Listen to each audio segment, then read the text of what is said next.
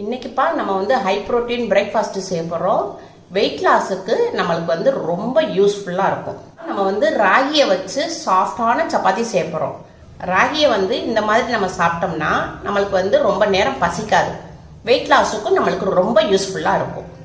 வாங்க எப்படி செய்யலாம்னு பார்ப்போம். 2 கிளாஸ் ராகி மாவு எடுத்திருக்கேன். பலசர கடையில் நம்ம ராகி மாவு வாங்குவோம்ல, அந்த மாவு தான் நான் எடுத்து வச்சிருக்கேன். நான் எந்த கிளாஸ்ல ராகி மாவு எடுத்தேனோ அதே கிளாஸ்ல தான் நான் தண்ணியும் எடுத்திருக்கேன். சேம் அளவா தான் இருக்கணும். ராகி எந்த அளவுக்கு எடுக்கிறோமோ அதே அளவுக்கு தான் தண்ணி எடுக்கணும். நான் 2 கிளாஸ் மாவுக்கு 2 கிளாஸ் தண்ணி ஊற்றணும். இப்போ வந்து நான் கல்லுப்பு தேவையான அளவுக்கு போடுறேன். இப்போ இது தண்ணி வந்து கொதிக்கட்டும். வெயிட் லாஸ்னால நம்ம வந்து இந்துப்பு தான்ப்பா கட்டாயம் சேர்க்கணும். இந்துப்பு இல்லைன்னா நம்ம கல்லுப்பு சேர்த்துக்கிறோம். தண்ணி நல்லா கொதிக்கிற அளவுக்கு வந்துருச்சுப்பா. இப்போ நம்ம வந்து மாவை போடுவோம். கொஞ்சம் கொஞ்சமாக விட்டு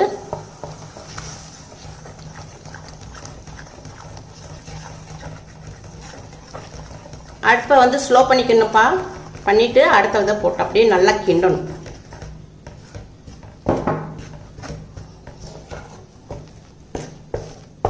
அந்த சூட்லேயே அப்படியே கிண்டணும்.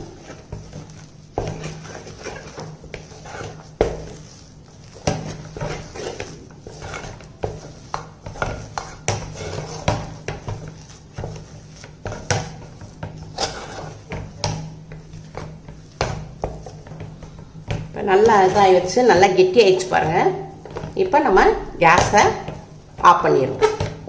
ஸ்லோவில் இருந்த கேஸை ஆஃப் பண்ணிடுவோம். இப்போ இதை வந்து ஒரு பிளேட்டில் மாற்றிடுவோம். மாற்றிட்டு நம்ம ஆற விடுவோம். இப்போ நல்லா ஆறிடுச்சு. இதை வந்து நம்ம பிசைஞ்சுக்கணும். கொஞ்சம் நம்ம பிசைமேத கொஞ்சம் மாவு வந்து நமக்கு ஒட்டும் கையில். அந்த ஒட்டாமல் இருக்கிறதுக்கு கொஞ்சோண்டு நம்ம கையில் எண்ணெயை தொட்டுக்குருவோம். இப்படி தொட்டுட்டு இப்படி நல்லா பிசைஞ்சுக்கணும். நல்லா சாஃப்டாக தான் இருக்குது. நல்லா பிசைஞ்சுக்கணும். பிசைஞ்சோம்னா நமக்கு சப்பாத்தி வந்து நல்லா சாஃப்டாக வரும். நல்லா பிசைஞ்சாச்சுப்பா.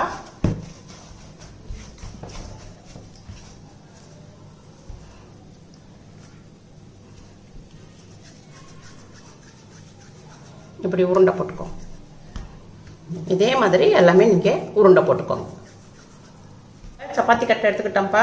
நம்ம நார்மல் கோதுமை மாவு இருக்கு இல்லையா, அதை இப்படி போட்டுக்குருவோம். போட்டுட்டு இந்த ராகி உருண்டையை தூக்கி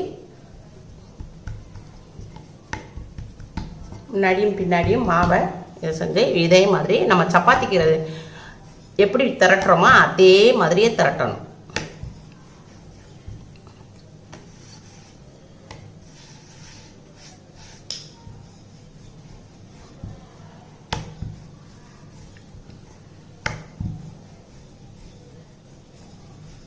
ஓரமாக நல்லா வெடிச்சுக்கோங்க.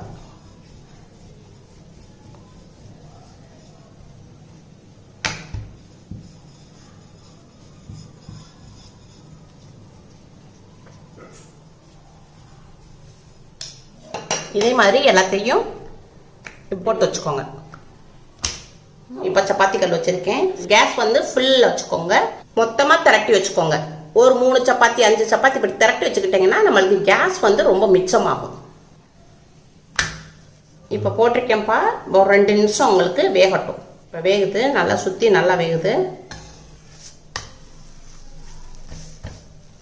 இப்போ ஒரு துணி எடுத்துக்கோங்க. நான் சப்பாத்திக்குன்னே எப்பவுமே நான் ஒரு துணி, சுத்தமான துணி, அந்த சப்பாத்திக்கு மட்டும்தான் நான் யூஸ் பண்ணுவேன்.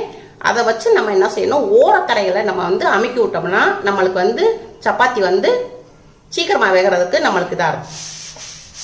இப்படி சுற்றி சுற்றி இப்படி ஓரக்கரைகளை அமுக்கி விடுங்க.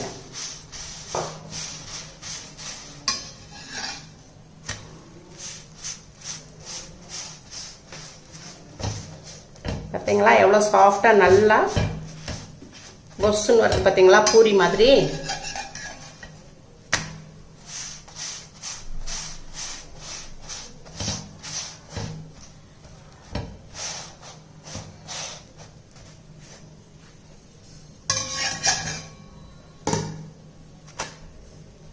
தொட்டுக்கிறதுக்கு நீங்க சட்னி வச்சுக்கோங்க. நீங்க வீட்டில் எந்த கிரேவி வச்சிருக்கீங்களோ அந்த கிரேவியும் நீங்க தொட்டு சாப்பிடுங்க. ரொம்ப டேஸ்டா கிடைக்கும். ராகி சப்பாத்தி ரொம்ப சாஃப்டா இருக்குப்பா.